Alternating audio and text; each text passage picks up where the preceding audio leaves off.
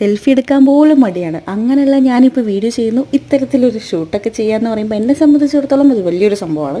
നമുക്ക് ചുറ്റുമുള്ളവർ കംഫർട്ടബിൾ ആണെങ്കിൽ നമ്മൾ എന്തായാലും കോൺഫിഡൻ്റ് ആയിരിക്കും. മേക്കപ്പിന് വന്നാലും ഫോട്ടോഗ്രാഫറും ഒത്തിരി കംഫർട്ടബിൾ ആയതുകൊണ്ട് തന്നെയാണ് ഞാൻ ഇന്ന് ഇവിടെ ഇങ്ങനെ ചിരിച്ചുകൊണ്ട് നിൽക്കുന്നത്. അല്ലെങ്കിൽ ആ ടെൻഷൻ മുഴുവൻ എൻ്റെ മുഖത്ത് കാണാമായിരുന്നു. പെൺകുട്ടികളെ അടങ്ങി ഒതുങ്ങി മുഖത്ത് നോക്കാതെ സംസാരിക്കണം, തലതാഴ്ത്തി നടക്കണം എന്നൊക്കെ വിശ്വസിച്ച് ഞാൻ കുറേ നടന്നതാണ്. നമ്മൾ എന്തൊക്കെ ചെയ്താലും എത്ര നല്ലത് ചെയ്താലും നമ്മുടെ കുറ്റങ്ങൾ മാത്രം കണ്ടുപിടിക്കുന്നവർക്ക് വേണ്ടിയിട്ട് നമ്മൾ നമ്മുടെ ലൈഫ് വേസ്റ്റ് ചെയ്യേണ്ട കാര്യമില്ല. ശരിക്കും പറഞ്ഞാൽ ഇപ്പം ഞാൻ എൻ്റെ സന്തോഷങ്ങൾക്ക് പുറകിലാണ്. സന്തോഷങ്ങളുടെ പുറകെ എൻഗേജ്ഡ് ആവുന്ന സമയത്ത് നമ്മുടെ പുറകെ നിന്ന് കുറ്റം പറയുന്നവരെ നമുക്ക് ശ്രദ്ധിക്കാനുള്ള ടൈം കിട്ടില്ല. എന്നെ പരിചയമില്ലാത്തവരെന്നെ കാണുന്ന സമയത്ത് ഏതോ സെലിബ്രിറ്റി ആണോ എന്നുള്ള രീതിക്കുള്ള ഒരു നോട്ടവും ഞാൻ ശ്രദ്ധിച്ചായിരുന്നു. ആ ഒരു ഓട്ടോഗ്രാഫ് ചോദിക്കാൻ വരാഞ്ഞ ഭാഗ്യം.